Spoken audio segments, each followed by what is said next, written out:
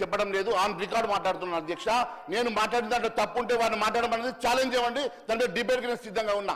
అంతే తప్ప ఈ రకంగా వారు ఎవరు ఇన్ఫ్లుయెన్స్ వచ్చి మేము మాట్లాడుతున్నట్టు మాట్లాడడం అది మంచిది కాదు అధ్యక్ష, మంత్రి గారికి తగదు అధ్యక్ష. అది రెండవది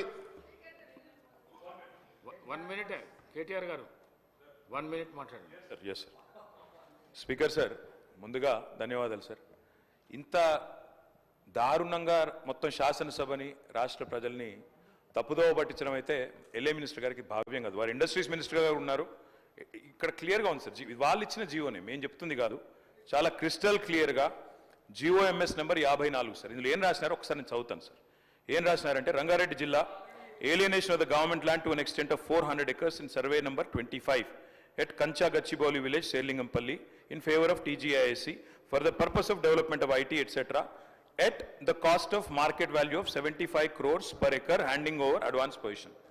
75 కోట్ల చొప్పున 400 ఎకరాలు దారాదత్తం చేస్తున్నాము అని చెప్తే 75 కోట్లకు ఇస్తే అది అమ్మినట్టు కాదా సార్? నెంబర్ 1. రెండోది, బట్టి విక్రమార్క గారేమో మేము అసలు ఒక్క గజం భూమి అమ్మలేదన్నారు.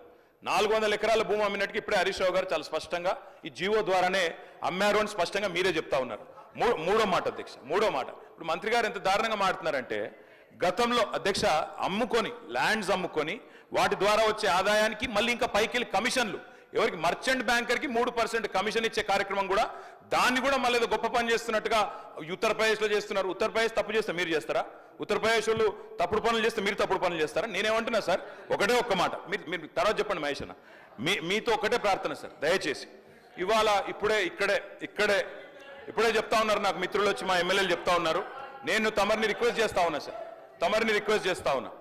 ఏదో శాసనసభ సమావేశాలు జరుగుతున్న సందర్భంగా నేను మిమ్మల్ని రిక్వెస్ట్ చేస్తా ఉన్నా సార్, ప్రభుత్వాన్ని కూడా కోరుతా ఉన్నా. నిజంగా ఈ ప్రభుత్వానికి చిత్తశుద్ధి ఉంటే, ఈ ప్రభుత్వానికి ఏమైనా ప్రజలకు వాస్తవాలు తెలవాలన్న విషయంలో వారికి ఏమైనా నిజంగానే ధైర్యం ఉంటే, దయచేసి ఈ రేసులో ఏదో కుంభకోణం జరిగిందన్నారు కదా, దాని మీద చర్చ పెట్టండి, మొత్తం సమాధానం చెప్పడానికి నేను సిద్ధంగా ఉన్నానని చెప్పి మీ ద్వారా తెలియజేస్తా ఉన్నా. అధ్యక్ష, ఉత్తరప్రదేశ్లో ఈ రకంగా భూమి అమ్మలేదు అధ్యక్ష, వారిని కరెక్ట్ చేయండి అధ్యక్ష.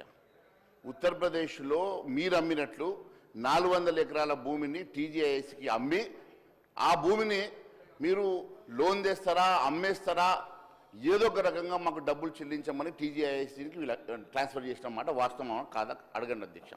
వేరే రాష్ట్రాన్ని వీళ్ళు ఉదాహరణ తీసుకున్నప్పుడు చాలా స్పష్టంగా తెలుసుకోవాలి అధ్యక్ష. అక్కడ ఇలాంటి ట్రాన్సాక్షన్ జరగలేదు, ఇలాంటి ల్యాండ్స్ అమ్మలేదు అధ్యక్ష.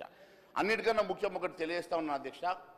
ఈరోజు డిసెంబర్ 2వ తారీఖు రోజు అధ్యక్ష, ముఖ్యమంత్రి గారి ఆఫీస్ నుంచి ఒక ప్రకటన వచ్చింది అధ్యక్ష. వాళ్ళు విడుదల చేసిన ప్రకటన ప్రకారం